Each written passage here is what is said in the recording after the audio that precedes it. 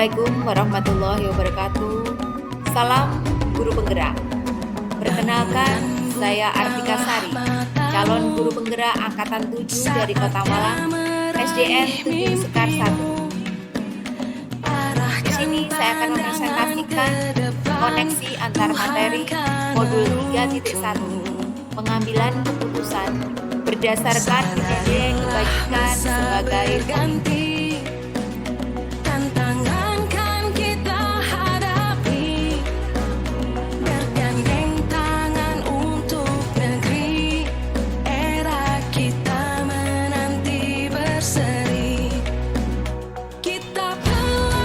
Tujuan pembelajaran khusus.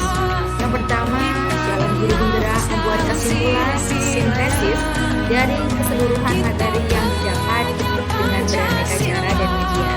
Yang kedua, calon guru penggerak dapat melakukan refleksi bersama fasilitator untuk mengambil makna dari pengalaman belajar dan mengadakan metakognisi terhadap proses pengambilan keputusan yang telah mereka lalui dan menggunakan teman-teman barunya untuk memperbaiki. Yang pertama, bagaimana filosofi Ki Hajar Dewantara dengan paragraf Triloka memiliki keterkaitan dari pengambilan keputusan sebagai seorang pemimpin pembelajaran selalu berpedoman pada paragraf Triloka Ki Hajar Dewantara, yaitu Ingarso Sung Tulodo, ing madya mangunkarso, tutwuri handayani. Kaitannya dengan pengambilan keputusan, seorang pemimpin pembelajaran yaitu guru harus mampu mengambil sebuah keputusan yang tepat, arif, bijaksana, dan berpihak pada tujuan. Seorang pemimpin pembelajaran harus mampu menjadi teladan bagi orang-orang yang sedang mengikuti sesuatu.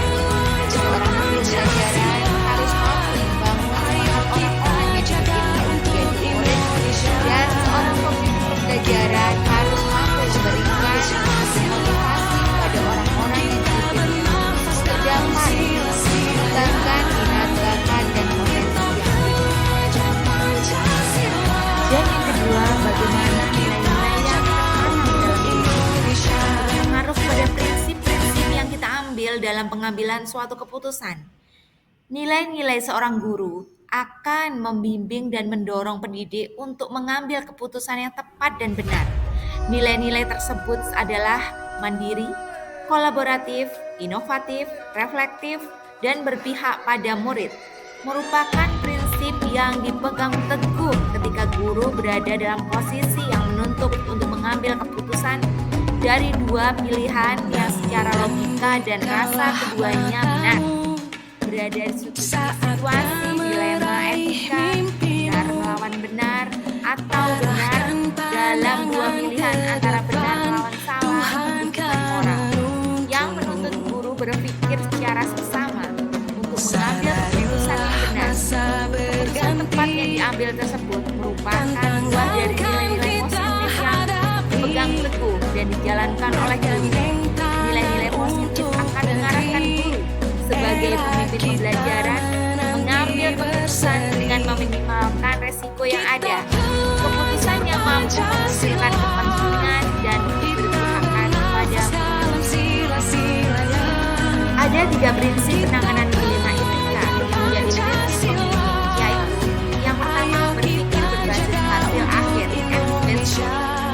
Kedua, berpikir berbasis aturan basic. Dan yang ketiga, berpikir berbasis rasa peduli. Pertanyaan ketiga, bagaimana materi pengambilan keputusan berkaitan dengan kegiatan coaching atau bimbingan yang diberikan pendamping atau fasilitator dalam perjalanan proses pembelajaran kita, terutama dalam pengujian pengambilan keputusan yang telah kita ambil. Apakah pengambilan keputusan tersebut telah efektif? Masihkah ada pertanyaan-pertanyaan dalam diri kita atas pengambilan keputusan tersebut? Hal-hal ini tentunya bisa dibantu oleh sesi coaching yang telah dibahas pada sebelumnya. Modul 3.1 ini sangat erat kaitannya dengan modul sebelumnya, yaitu modul 2.3 tentang coaching. Grant 1999 adalah sebuah proses kolaborasi yang berfokus pada solusi berorientasi hasil dan peningkatan atas performa kerja. Dan kucing dilakukan bertujuan untuk menggali potensi mobil dan kinerja seseorang sebagai pemimpin pembelajaran. Skill kucing sangat diperlukan untuk memberdayakan potensi yang dimiliki oleh guru dalam hal ini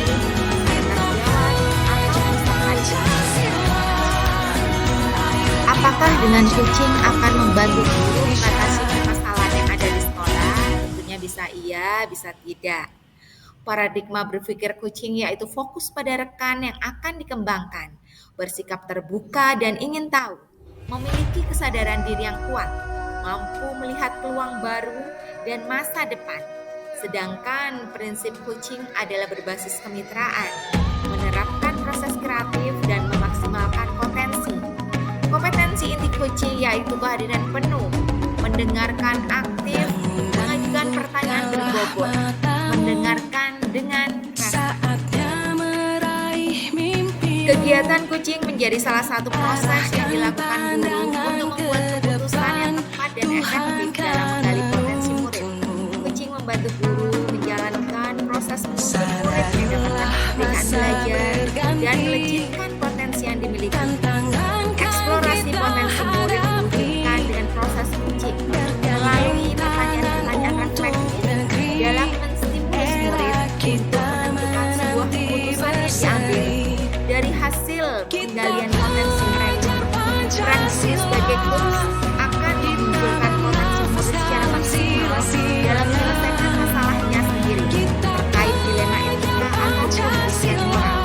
Guru sebagai pemimpin pembelajaran sepatutnya menjalankan proses coaching untuk menciptakan kondisi pendidikan yang berpihak pada murid, menstimulus murid berkembang sesuai kodrat.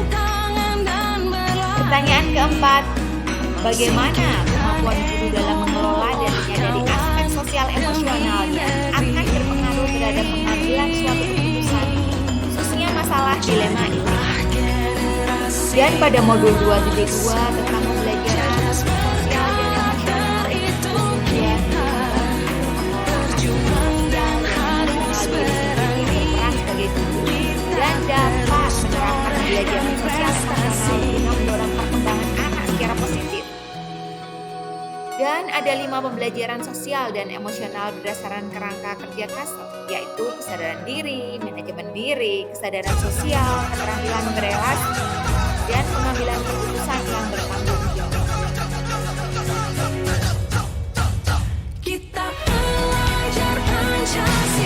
Pertanyaan kelima, bagaimana pembahasan studi kembali kepada nilai-nilai yang nilai-nilai yang dianut oleh pendidik nilai-nilai positif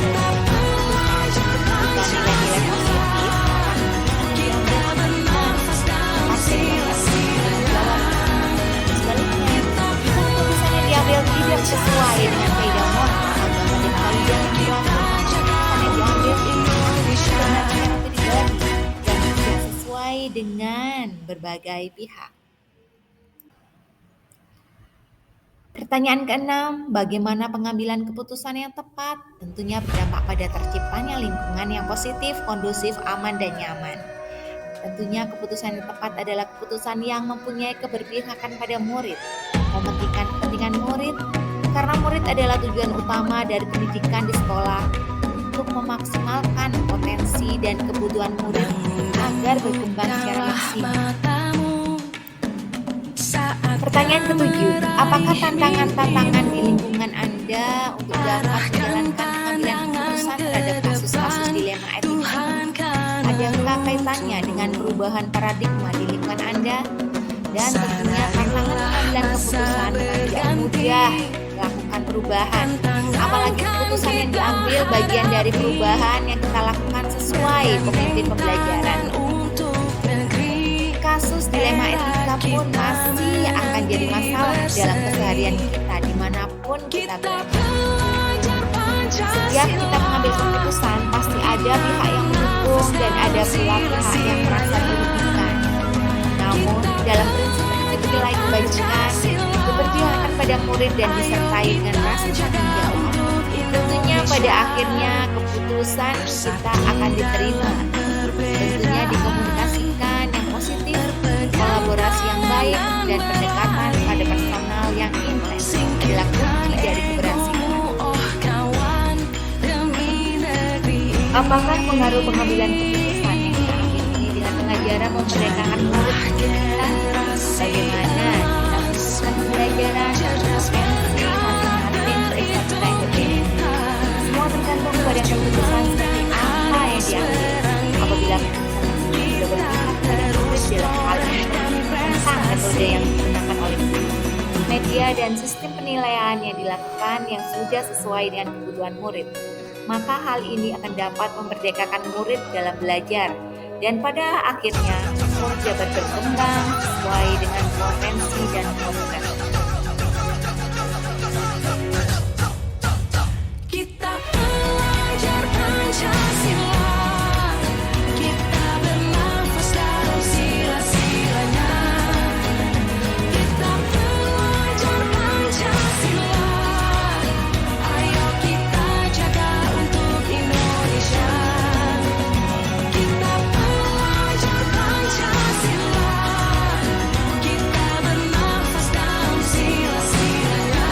Kesembilan, bagaimana seorang pemimpin pelajaran dapat mengambil keputusan dapat mempengaruhi kehidupan atau masa depan murid. Tentunya sebagai pemimpin pembelajaran, pengambilan keputusan akan sangat berpengaruh pada pengajaran yang diberikan kepada murid. Apakah dengan metode klasik secara ceramah yang cenderung membuat murid statis, ataupun pengajaran yang mempertimbangkan keberagaman dan aspek sosial emosional murid, sehingga dapat memerdekakan murid-murid kita